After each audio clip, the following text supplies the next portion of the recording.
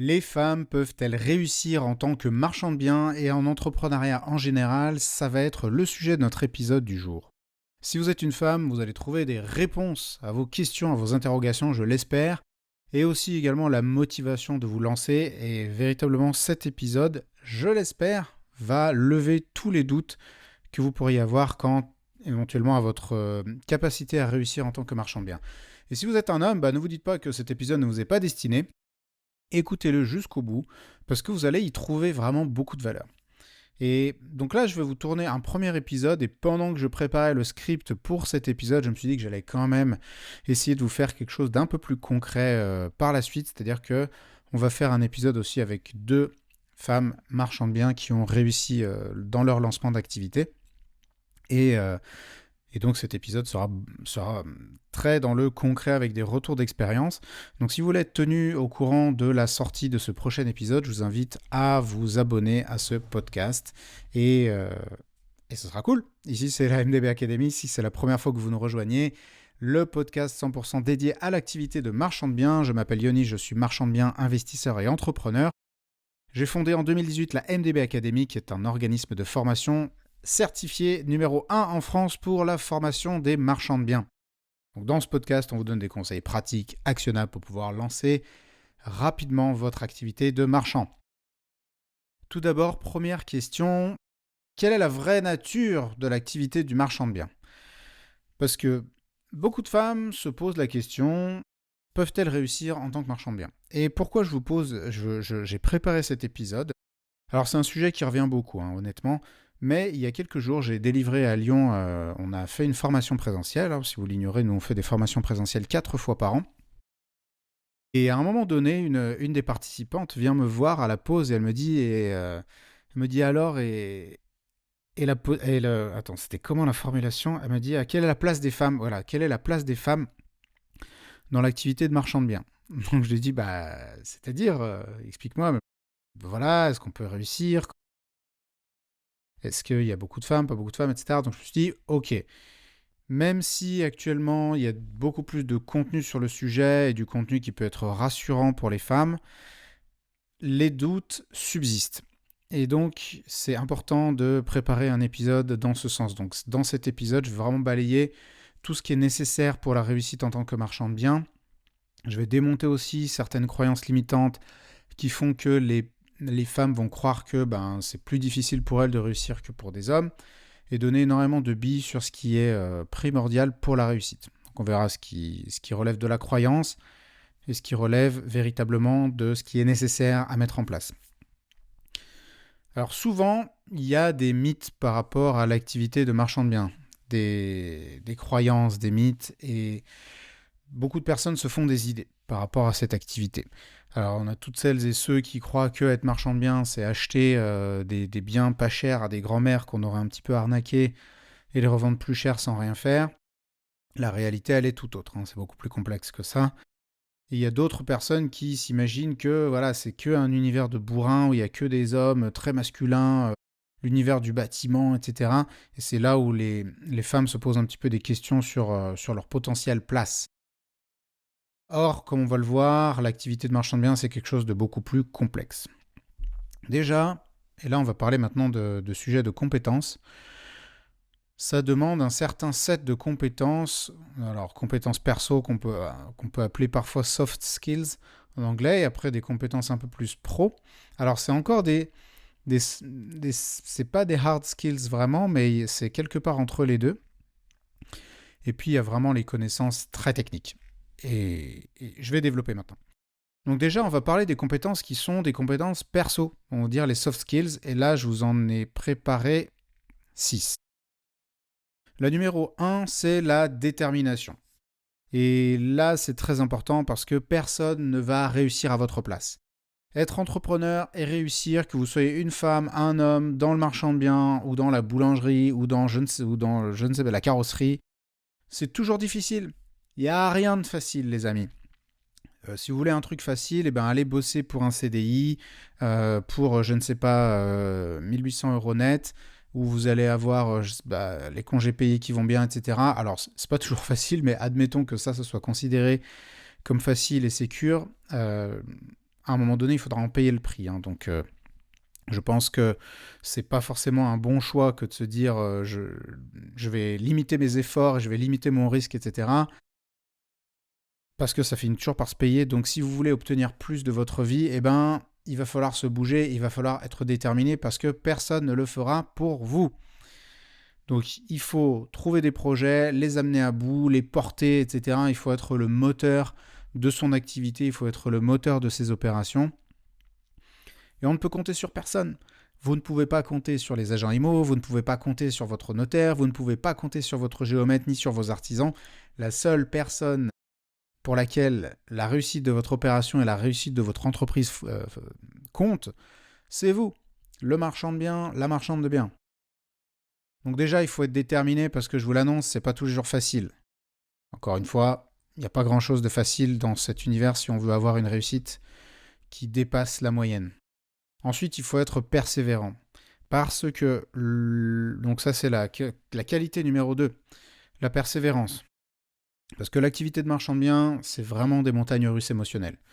Parfois, on va prospecter, on trouve une opération, on se dit chouette, ça y est, j'ai trouvé, on fait une offre, ça aboutit, ou alors bim, ça aboutit pas, et là on se prend la douche froide. Ou alors ça aboutit, et puis on fait un rendez-vous en mairie, et la mairie vous dit bah non, votre projet, on n'en veut pas. Et vraiment, ça monte, ça descend, on se dit chouette, j'ai un truc, et puis ça tombe, ça retombe comme un soufflet. Et donc il y a déjà ce sujet des montagnes russes émotionnelles, et il y a aussi le sujet du temps long. Parce qu'il y a des petits malins qui ont beau vous dire que vous pouvez gagner facilement 100 000 ou 200 000 balles en 2 secondes avec l'activité de marchand. Oui, on peut gagner ces sommes-là, mais ça prend un petit peu de temps. Ça prend un peu de temps pour trouver, ça prend un petit peu de temps pour mettre son opération en place, pour la concrétiser. Et donc, entre le moment où vous allez vous lancer et le moment où vous allez, c'est-à-dire le moment où vous allez semer et le moment où vous allez récolter les fruits de votre labeur, eh bien, il y a du temps qui va se passer. Et pendant ce temps-là, beaucoup de personnes sont tentées de baisser les bras. Et c'est la raison pour laquelle, d'ailleurs, la plupart des gens dans la vie échouent, quelle que soit l'entreprise dans laquelle ils se lancent, que ce soit un business, que ce soit de l'activité sportive, de l'art ou n'importe quelle compétence.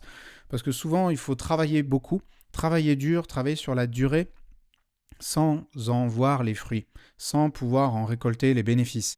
Et ça, c'est ce qui est très difficile à beaucoup de personnes, surtout dans l'époque dans laquelle on vit, où on veut du résultat immédiat. Et par conséquent, vraiment, l'immobilier, c'est pas très dur. Si vous voulez réussir dans l'immobilier, dans le marchand, vraiment par rapport à d'autres domaines d'activité, c'est pas très compliqué. Mais il faut vraiment persévérer. Et la plupart des gens échouent parce qu'ils baissent les bras. Ils baissent les bras, ils veulent que ça aille plus vite et ils n'ont pas la patience d'attendre et ils lâchent l'affaire. Et c'est comme ça que quelques années après, ils viennent dire « Ah ben non, en immobilier, on ne peut pas réussir ». Donc c'était la qualité numéro 2, être persévérant. La troisième compétence, qualité extrêmement importante, c'est la résilience. Parce que vous allez prendre des coups dans tous les sens. Tout le monde va vous mettre des taloches, et des revers, et des torgnoles, et des coups de pied au cul. Et ça fait parfois un peu mal. Que ce soit les agents IMO, que ce soit les vendeurs, que ce soit les notaires, que ce soit les agents, les artisans, les banquiers. Vous allez vous en prendre plein la gueule. Vous êtes au centre, un épicentre d'un espèce de merdier, voilà, dans l'œil du cyclone. Et souvent, il y a des choses qui se passent mal. Alors, c'est une gestion de projet, une gestion de projet qui est un petit peu en plus chaotique, puisqu'on travaille avec de l'existant, on ne fait pas du neuf comme les promoteurs. Et comme on essaye de s'adapter à une réalité existante, il y a souvent des surprises qui arrivent et les surprises, elles sont rarement positives. Et il y a beaucoup de personnes qui disent « Ah, mais il y a tel problème, il y a tel problème, il y a tel problème » et ils se laissent submerger par tout ça et ils peuvent le prendre un petit peu personnellement.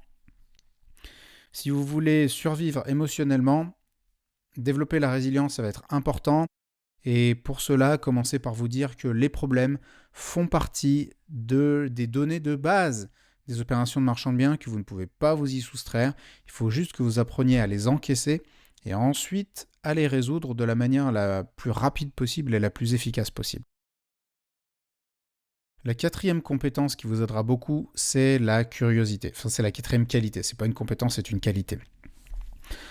On n'a jamais fini d'apprendre avec l'immobilier et avec le marchand de biens. Ça peut être peut-être une mauvaise nouvelle, mais ça peut être aussi une bonne nouvelle. Mauvaise nouvelle parce qu'on se dit: «Ah bah, en fait, on n'est jamais sûr et on n'est jamais complètement, certain». Ça, c'est vrai. Par contre, c'est un point plutôt positif dans la mesure où ça permet d'apprendre sans arrêt. Il y a toujours quelque chose à apprendre dans notre activité de marchand, que ce soit sur des sujets techniques, sur des sujets de fiscalité, sur des sujets commerciaux, sur des sujets perso. Il y a plein, l'aménagement, les logiciels de, je sais pas, de plan, enfin, il y a plein de choses à savoir, il y a plein de choses à apprendre. C'est ce qui fait que cette activité, elle est aussi passionnante, aussi complète. Mais encore une fois, pour pouvoir être un bon pro ou une bonne professionnelle, il faut être curieux. Il faut être curieux lorsque vous allez vous renseigner sur certains sujets, sur les sujets d'urbanisme, sur des sujets de fiscalité, sur des sujets juridiques.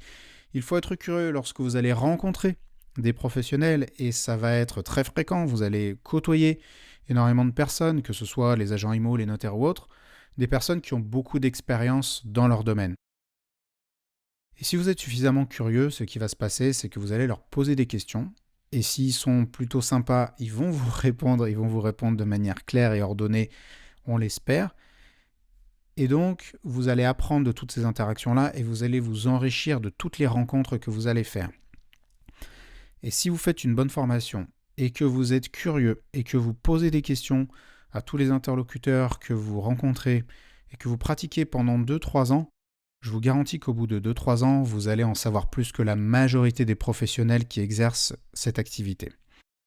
Soyez curieux et vous apprendrez énormément, et plus vous en saurez, plus vous serez une bonne professionnelle et plus vous allez tout dégommer. On me pose souvent la question de la concurrence. Oui, il y a de la concurrence, mais en fait, il suffit juste d'être meilleur. Et comment on fait pour être meilleur en tant que marchand de biens ? Il faut en savoir plus, tout simplement. Il faut en savoir plus que les autres. La cinquième compétence, le trait de caractère presque, dont je voudrais vous parler, c'est celui de l'amabilité. Encore une fois, être marchand, c'est côtoyer énormément de personnes. Côtoyer des agents IMO et autres, des personnes qui vont vous aider à trouver des opérations, des personnes qui vont vous aider à les concrétiser. Et on a toujours plus de facilité à faire des affaires avec des personnes qui sont sympas, plutôt qu'avec des gens qui tirent la gueule toute la journée. Et l'amabilité, en plus, ça coûte zéro. C'est ça l'avantage. Ça coûte zéro.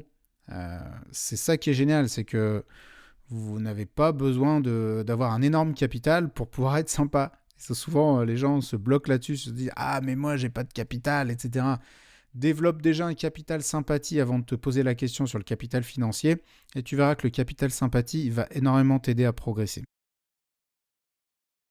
L'amabilité vous aidera à trouver des biens, à avoir du relationnel avec des agents IMO ou des apporteurs d'affaires. Elle vous aidera à mieux mener vos négociations, que ce soit avec les vendeurs ou avec les mairies ou autres. Ça vous aidera aussi à mieux gérer vos relations avec les artisans. Bref, ça va vous aider, ça va mettre de l'huile dans tous les rouages de votre activité. Être sympa, ça met les interlocuteurs dans de bonnes dispositions pour vous écouter, pour trouver une issue favorable. C'est pas toujours suffisant, hein. Attention, il suffit pas d'être gentil, sympa et tout, il faut pas l'être trop non plus. C'est comme, c'est comme pour tout, il faut plutôt essayer d'aller chercher la voie du milieu, être sympa sans être un bisounours, parce que sinon vous allez vous faire bouffer. Mais être sympa et savoir aussi montrer les crocs de temps en temps. Ça vous aidera beaucoup. Et le sixième trait de caractère, c'est le sérieux ou le professionnalisme. Là aussi, alors sur les activités de marchand, ça commence à bouger, mais globalement, c'est une activité qui a attiré beaucoup de personnes qui sont un peu des opportunistes, des touristes, etc. Enfin, pas toujours des gens qui sont ultra pros et pas forcément des gens qui ont une intention de perdurer dans cette activité. Et si vous voulez réellement réussir, et quand je dis réussir, ça s'inscrit dans la durée, c'est-à-dire faire ça pendant 1 an, 2 ans, 5 ans, 10 ans, il faut que vous soyez pro. Parce que en fait, c'est un petit milieu et tout se sait. Et si vous n'êtes pas pro, vous allez vous cramer. Vous allez vous cramer sur le secteur dans lequel vous bossez et après, les gens n'auront plus envie de travailler avec vous. Et là, on fait remonter énormément remonter énormément d'informations sur des personnes qui appartiennent à certains réseaux de marchands qui prétendent, vendre du rêve aux aspirants marchands de biens en leur racontant qu'ils peuvent aller trouver des opérations sans faire de travaux, sans capital, etc. Et là, après, ce qui se passe, c'est que dans ces réseaux, dont je ne citerai pas le nom, les mecs du réseau, ils viennent à la signature et ils démolissent le truc, ils disent au dernier moment qu'ils veulent baisser le prix, ils disent au dernier moment qu'ils veulent insérer des conditions suspensives, enfin bref, ils font n'importe quoi, c'est des vrais pirates de l'immobilier. Alors peut-être que ça marche de temps en temps, sauf que derrière, c'est vous, le marchand de biens, qui vous cramez et c'est vous qui grillez votre réputation. Donc c'est important d'avoir une bonne dose de sérieux dans ce métier, non seulement parce que vos interlocuteurs professionnels régionaux vont vous considérer beaucoup mieux. Là, je pense aux agents immobiliers, je pense aux banquiers, je pense aux artisans. Si vous êtes pro, vous allez voir le niveau encore une fois, les gens se focalisent sur la concurrence, mais quand vous allez voir le niveau de la concurrence, vous allez vite réaliser qu'il n'en faut pas beaucoup pour se mettre sur le top 10% des professionnels les plus sérieux de la catégorie des marchands de biens. Pour peu que vous soyez bien formé, pour peu que vous ayez une approche de sérieux, vous allez dégommer la concurrence. Vous devez montrer que c'est important pour vous. Vous devez montrer que ça compte, que vous n'êtes pas là pour faire mumuse, que vous êtes là pour faire des projets sérieusement, que vous êtes là pour vous inscrire dans la durée. Et ça, c'est une des clés pour être considéré positivement par tous les interlocuteurs auxquels vous aurez affaire. Là, les amis, on a fait le tour des 6 compétences, 6 traits de caractère, on va dire, personnels. C'était la détermination, la persévérance, la résilience, la curiosité, l'amabilité et enfin, le sérieux et le professionnalisme. Ensuite, il y a des compétences qui sont, comme je vous disais, ce n'est pas des compétences techniques, mais c'est des compétences qui rapprochent déjà plus du sujet professionnel. Alors, je vous dis tout ça parce que vous êtes peut-être en train de vous dire « Putain, mais pourquoi il nous raconte tout ça ?» Je vous raconte tout ça puisque je rappelle que la question de l'épisode du podcast, c'est « Est-ce que les femmes peuvent réussir en tant que marchands de biens ?» Donc là, je vais faire une petite réponse intermédiaire. Est-ce qu'une femme peut être déterminée ? Est-ce qu'une femme peut persévérer ? Est-ce qu'une femme peut être résiliente ? Est-ce qu'elle peut être curieuse ? Est-ce qu'elle peut être aimable ? Est-ce qu'elle peut être pro ? Je pense déjà que on peut répondre oui. Alors, ça n'est pas suffisant. C'est essentiel à mes yeux, mais ça n'est pas suffisant. Mais déjà, on a un premier élément de réponse. Si voilà, vous écoutez ce podcast, vous êtes une femme et vous vous demandez est-ce que je peux réussir en marchand de biens ou même en entrepreneuriat de manière générale. Ce que je vous ai donné là, c'est valable pas juste pour le marchand, c'est valable aussi pour tout type d'entreprise. Vous êtes déterminé, vous êtes curieux, vous êtes aimable. Alors go. Je vais passer au deuxième volet. Là, je parle des compétences un peu plus professionnelles déjà. Alors, ce n'est pas des compétences techniques, mais ce sont des compétences qui touchent déjà plus le domaine pro. Et elles sont au nombre de 4. La première, c'est une question d'organisation. L'activité de marchand de biens, c'est globalement une activité de gestion de projet. Il y a tout un volet relationnel et tout un volet recherche lorsque vous êtes dans la partie recherche, en phase de prospection, on va dire. Mais là, à partir du moment où vous avez trouvé l'opération, vous êtes dans une phase de gestion de projet. Avec une certaine chronologie, des phases à respecter, des étapes, des jalons et des sous-traitants et des intervenants qui vont être au cœur de votre projet ou en périphérie du projet. Et votre rôle, c'est de gérer tout ça et de faire en sorte que le projet arrive à son terme de manière correcte. Et là, ça va nécessiter pas mal d'organisation. Notamment, alors quand on fait sa première opération, c'est un peu plus simple, entre guillemets, mais lorsqu'on commence à enchaîner les opérations, en avoir 2, 3, 4 en parallèle, il faut être vraiment très organisé, parce que je vous l'annonce, vos interlocuteurs ne le seront pas. Et là, c'est un vrai fléau, un vrai sujet. J'en parlais pas plus tard qu'hier soir avec une personne avec laquelle je bosse sur un projet de rénovation. Par exemple, les artisans, je ne sais pas comment ils font, je ne sais pas comment ils s'organisent, mais il y a des artisans avec lesquels je discute. Putain, mais tous les 4 matins, ils sont chez leur fournisseur, en train de récupérer des trucs, des éléments, des pièces, du matos. Je ne pouvais pas vous faire une liste et à un moment donné, y aller qu'une fois par semaine, ou y aller à la rigueur 2 fois par semaine, mais sans déconner, ils sont tous les jours. Ils doivent bouffer un temps pas possible. Et de même, je ne sais pas si vous avez déjà remarqué, mais quand vous faites une réno, vous faites un tour avec l'artisan, vous dites voilà, il faut faire ci, il faut faire ça, machin. Entre-temps, le mec, il est appelé par 3 clients. il discute avec un de ses ouvriers, machin, et vous êtes en train de lui expliquer les trucs, plein de petits détails, et le mec ne note rien. Il prend aucune note. Ils prennent jamais de notes, les artisans, alors qu'il y a plein de détails et que c'est impossible de s'en rappeler. Et un mois plus tard, ils viennent vous dire « Ah mais non, on avait dit comme ça ». Donc ok, donc vous ne vous comportez pas de cette manière-là si vous ne voulez pas vous cramer en vol. Parce que vous allez avoir, je vous l'annonce, des dizaines de choses auxquelles vous devez penser. Des dizaines de détails dont vous devez vous rappeler. Des dizaines d'informations que vous devez transmettre à des sous-traitants. Puis que vous allez devoir vérifier parce que eux, je vous garantis qu'ils vont pas faire le boulot de prise de notes et ils vont oublier la moitié des trucs. Et les trucs qu'ils n'auront pas oubliés, ils vont mal en faire la moitié. Donc vous devez être là au cœur du réacteur et vérifier pour tous vos interlocuteurs que le travail soit fait, qu'il soit bien fait et qu'il soit fait en temps et en heure. Donc vous devez être extrêmement organisé. C'est le point numéro 1. Le point numéro 2, il faut être rigoureux.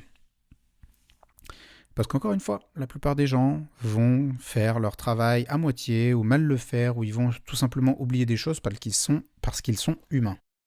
Et là, quelles que soient les personnes, c'est vrai que c'est un petit peu facile de parler des artisans et de dire voilà, les artisans ils sont comme ci, comme ça, etc. Mais c'est valable également pour les notaires, c'est valable pour les archives, c'est valable pour les géomètres. Et j'ai un exemple vraiment qui est de la première fraîcheur. Parce que hier, j'ai appelé un géomètre à qui j'ai confié la maîtrise d'œuvre sur un projet de permis d'aménager. Il devait m'envoyer les devis. Il m'a dit dans un mois, je t'envoie les devis. Et c'était il y a un mois. Donc je reviens un peu aux nouvelles. Je lui dis alors, où est-ce qu'on en est? Ah bah ouais, je les ai pas. On n'a pas eu le temps de le faire. Et là, les amis, j'ai viré. J'ai dit, non. T'as eu le temps de le faire. Tu l'as juste pas pris le temps. T'as juste priorisé d'autres choses. Et tu m'as pas tenu au courant. Et là, on parle de personnes qui sont plutôt rigoureuses en général. Donc là, il y a la simple erreur humaine qui peut se glisser là-dedans, mais il peut y avoir aussi tout simplement la négligence, la pure négligence ou l'amateurisme des interlocuteurs que vous aurez en face de vous. Et vous, en fait, au final, si les choses sont mal faites ou elles ne sont pas faites en temps et en heure, mais c'est vous qui allez en payer les conséquences. Quand le banquier il n'envoie pas les documents qu'il faut, que la signature ne peut pas se faire, c'est pas le banquier à qui on va taper sur les doigts, c'est vous. C'est toujours vous qui allez passer pour un charlot. Et ça, c'est un des côtés un peu pénibles de cette activité. Et si vous êtes rigoureux, cela va vous permettre de mettre en place un système de vérification et de faire en sorte que le boulot soit fait, bien fait et en temps et en heure. Ça, c'était la deuxième qualité, la rigueur. Et si vous n'êtes pas très rigoureux, vous devez vous faire aider par des personnes qui le sont. Donc soit vous sous-traitez, soit vous vous associez à une personne rigoureuse. Sinon, alors on peut réussir en manquant de rigueur, mais moi je trouve que c'est vite le bordel. Il y a vite beaucoup de charge mentale. On se fait vite une réputation de personne pas très sérieuse. Et encore une fois, si vous voulez tenir dans la durée, il vaut mieux que votre réputation elle soit solide. La troisième qualité dont je vais vous parler, c'est la capacité d'analyse. Et là, c'est quelque chose qui se cultive et qui se développe. Parce que lorsqu'on se lance dans une opération de marchand de biens, lorsqu'on étudie une opération de marchand de biens, il y a une grosse phase d'analyse. D'abord, il va falloir analyser la faisabilité réglementaire de l'opération. Là, je parle souvent de sujets d'urbanisme ou de sujets de droit privé, type copro, servitude et autres. Le côté réglementaire, il est très important puisque c'est celui qui va déterminer si votre opération elle est faisable ou pas faisable d'un point de vue légal. Donc c'est la première chose à regarder. Il faut donc savoir aller trouver des textes, les textes qui vont vous renseigner, à savoir souvent le règlement d'urbanisme, savoir le lire, savoir l'interpréter. Il y a toute une flopée de documents qu'il faut savoir étudier. Il va falloir aussi étudier la faisabilité technique de l'opération, dans la mesure où nous autres, les marchands de biens, nous nous insérons dans une coquille existante. Et donc, il faut prendre en considération les contraintes techniques liées au bâtiment qu'on est en train d'étudier. Et une fois qu'on a étudié toutes ces choses-là, il faut se poser la question de la stratégie commerciale et de la faisabilité commerciale de l'opération, c'est-à-dire la rentabilité de l'opération. Et cette capacité d'analyse, c'est ce qui va faire la différence entre un marchand de biens qui fait une opération moyenne et une opération qui est très bonne, ou entre un marchand de biens qui va se lancer sur une OP qui plante complètement ou une opération qui, elle, est beaucoup plus rentable, beaucoup plus facile. Et quand les marchands de biens, quand les personnes, les néo-marchands de biens viennent raconter «Ah non, moi je me suis lancé dans une opération et ça n'a pas réussi», c'est tout simplement parce qu'ils ont négligé cette phase d'analyse. Il faut donc que vous alliez le côté rigoureux et le côté analyste, on va dire, et que vous alliez éplucher, éplucher tous les aspects de l'opération en amont avant de la réaliser. Et là, ça peut être compliqué pour certains. Je sais que c'est mon cas. Moi, je m'estime être rigoureux, mais ma capacité d'analyse, elle est bonne, mais elle n'est pas incroyable. Et j'ai vite tendance à négliger des petits détails, à lire en diagonale, ce qui peut me porter préjudice parfois. Donc si jamais c'est votre cas, que vous voyez que vous êtes un petit peu comme ça, n'hésitez pas à vous faire seconder, vous faire aider. Nous, par exemple, dans notre programme d'accompagnement MDB 360, nous avons des auditeurs, plusieurs auditeurs de dossiers qui sont là pour confirmer à tous les membres qui ont trouvé des opérations que la faisabilité a été bien étudiée, a été bien rebalayée et qu'ils ne se positionnent pas sur des opérations qui sont potentiellement foireuses ou juste risquées. Donc ça, c'était la qualité numéro 3, la capacité d'analyse. Et on va maintenant parler de la qualité numéro 4, qui est celle de la coordination. Comme je vous le disais au début, sur la première qualité, il y a beaucoup de professionnels qui gravitent autour d'une opération de marchand de biens. Parfois, ils se comptent par dizaines. Ça peut être beaucoup. C'est-à-dire, ils peuvent être une bonne vingtaine d'interlocuteurs sur une opération. Et ils vont tous intervenir à des timings plus ou moins différents ou à des timings plus ou moins imbriqués. Et il faut savoir les faire intervenir au bon moment. Parce que s'ils n'interviennent pas au bon moment, ils interviennent trop tôt, ils interviennent trop tard, et ben c'est pas bon, ça fonctionne pas. Et vous-même, vous devez avoir une très bonne connaissance des aspects chronologiques de votre opération. C'est souvent des aspects un peu négligés par les marchands qui vont se dire ouais, moi je me questionne sur les sujets de TVA, je me questionne sur les sujets de financement, et ils ne vont pas se questionner sur des sujets de délai, de chronologie d'opération, et c'est un tort, parce que c'est souvent là que se situent les plus graves erreurs qui mettent les gens dans la merde. Donc attention à ça. Donc là, j'ai terminé avec la partie compétences un peu pro. Je vous rappelle qu'il y avait l'organisation, la rigueur, la capacité d'analyse et les sujets de coordination. Et je repose encore la question. Une femme peut-elle être organisée? Une femme peut-elle être rigoureuse? Une femme peut-elle produire une analyse valable? Et une femme est-elle capable de coordonner ses interlocuteurs? Alors, toutes les femmes n'en sont pas capables, mais beaucoup en sont capables. Et alors la question qui devait vous poser, c'est pas est-ce que vous êtes une femme, mais c'est est-ce que vous êtes organisée, est-ce que vous êtes rigoureuse, est-ce que vous savez analyser des textes, est-ce que vous savez coordonner des personnes? Si oui, c'est plutôt bon signe. Et maintenant, donc là, on avait toute la partie un peu soft skills, et maintenant on parle des connaissances qui sont techniques, qu'il faut avoir. Et c'est là où souvent les femmes se sous-estiment, ou en tout cas ont des doutes quant à leur capacité. Premièrement, il faut savoir trouver des opérations. Qu'est-ce que ça nécessite de trouver des opérations? Ça nécessite de savoir où chercher, comment chercher, etc. Ça s'apprend. Nous, dans nos formations, ça fait partie des toutes premières choses que nous allons apprendre. Il faut aussi savoir développer et entretenir un réseau d'apporteurs d'affaires, un réseau avec des marchands de biens, savoir les relancer de temps en temps, savoir aller faire des restos avec eux, tout ce genre de choses. Ça, bien sûr que vous pouvez le faire, que vous soyez une femme ou pas une femme. Il y a des gens qui sont bons là-dedans, il y a des gens qui sont pas bons là-dedans, sans considération pour leur sexe. La deuxième chose que vous devez savoir faire, c'est étudier la faisabilité. J'en ai parlé il y a quelques instants. Faisabilité réglementaire, faisabilité technique, faisabilité commerciale. Ça, c'est une grosse partie analyse. Est-ce qu'une femme peut le faire si on lui donne les outils? Évidemment. Donc pas de souci de ce côté-là. La troisième étape ensuite, ça consiste à aller négocier, à faire des offres et à aller défendre un peu son sujet. C'est là où il peut y avoir pas mal de doutes, puisqu'il faut avoir souvent confiance en soi. Il faut savoir être sûr un petit peu de son projet. Et c'est là où certaines femmes peuvent avoir des difficultés parce qu'on ne les a pas forcément beaucoup entraînées à avoir confiance en elles. Et la confiance en soi, c'est pas quelque chose qu'on trouve du jour au lendemain. Tous ceux qui vous disent venez, filez-moi 1000 balles ou 2000 balles pour faire ma formation et je vous donne, vous allez avoir confiance en vous, ou faire des coachings qui vous donnent confiance en vous, c'est de la foutaise. La confiance en soi, c'est comme un muscle. Ça se développe. Et la première fois, c'est difficile. Si ça fait des années que vous avez pas fait d'exercice physique, vous allez lever des haltères, vous allez essayer de faire une ou deux pompes, bah vous allez tomber par terre, ça va vous faire mal, ça va être difficile. Mais petit à petit, vous allez en refaire et en refaire et en refaire, et ça sera de plus en plus facile au fur et à mesure de la multiplication de cet exercice. Pour la confiance en soi, c'est exactement la même chose. C'est quelque chose qui se développe, qui se cultive. Donc, ce que vous devez faire, c'est faire des premières, des premières actions qui vont faire un peu sortir de votre zone de confiance, qui vont vous challenger, qui vont être un peu difficiles. Ne partez pas sur des challenges trop gros pour vous dès le départ, mais commencez petit.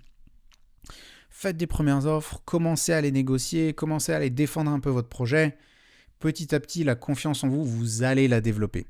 Nous, on a accompagné des personnes qui au début n'osaient pas, d'ailleurs hommes ou femmes, pas de distinction là-dessus, qui n'osaient pas faire des offres très en dessous du prix demandé.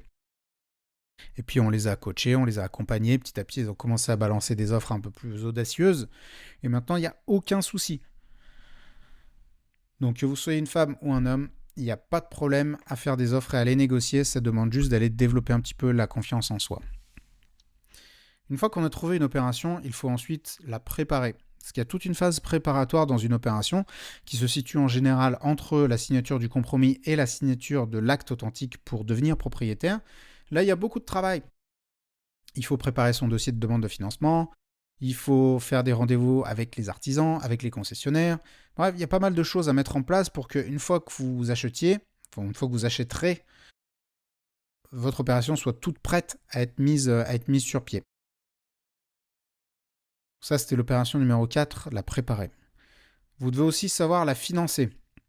Un des points critiques de l'activité de marchand, parce que s'il n'y a pas de financement, il n'y a pas d'opération. Et donc, vous devez apprendre à trouver une opération rentable, parce que si l'opération n'est pas finançable en général, c'est parce qu'elle n'est pas assez rentable. Vous devez apprendre à la présenter de la bonne manière, aller voir le bon interlocuteur au bon moment. Ça, pareil, ça s'apprend, c'est pas hyper difficile. Et une femme peut tout à fait bien réussir. Et la dernière étape, et pas des moindres, consiste à concrétiser l'opération une fois qu'elle est achetée. Et c'est là où on entre dans cette phase de gestionnaire de projet dont je vous ai parlé il y a quelques instants.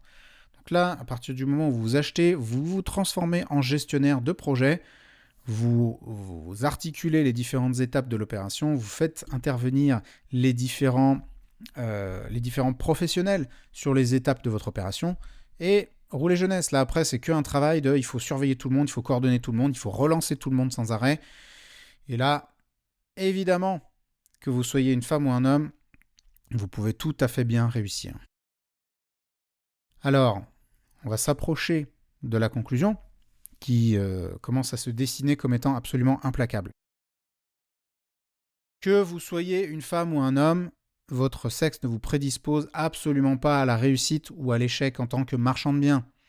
Il y a un grand nombre de compétences professionnelles, personnelles et techniques qu'il faut avoir pour réussir en tant que marchand de biens, pour réussir en tant qu'entrepreneur. Et il y a énormément de personnes qui manquent de ces compétences. C'est la raison pour laquelle beaucoup de personnes échouent lorsqu'elles se lancent dans l'entrepreneuriat, dans le marchand de biens, dans l'investissement locatif, etc.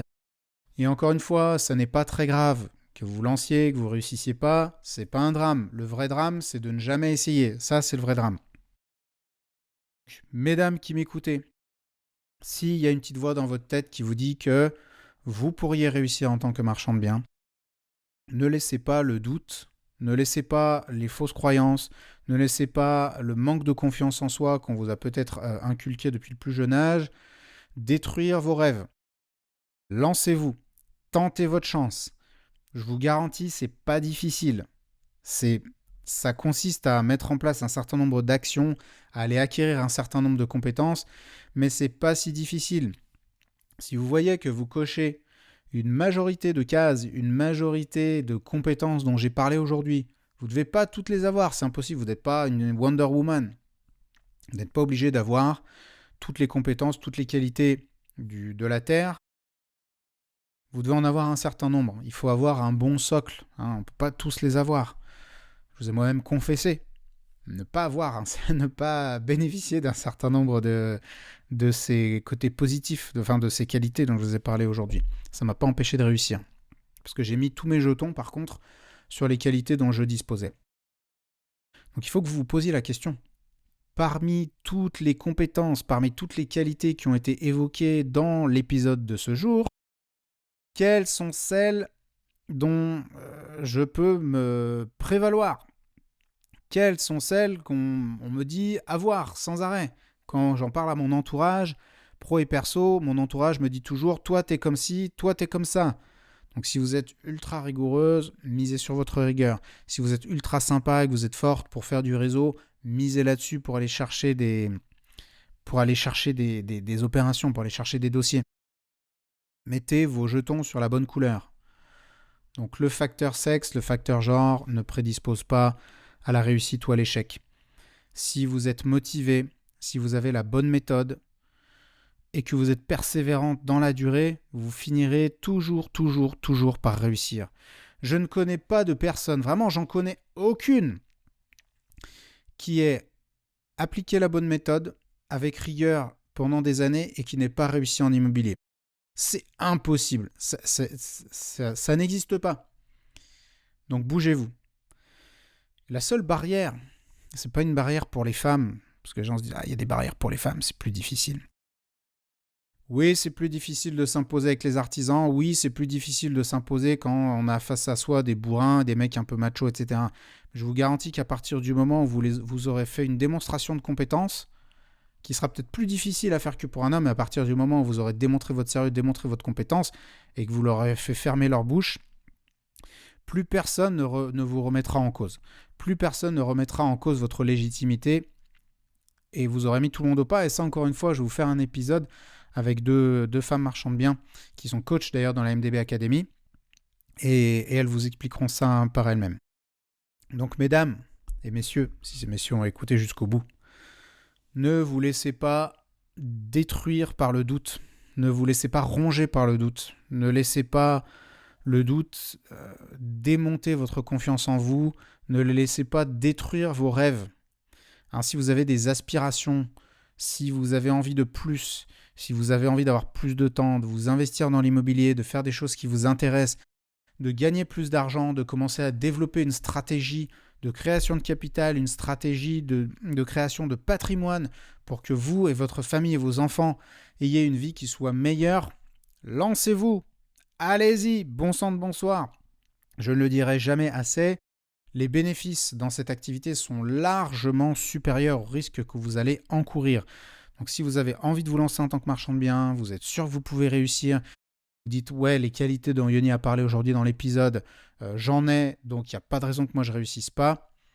Mais peut-être que vous avez encore un doute, n'hésitez pas à nous contacter à la MDB Academy.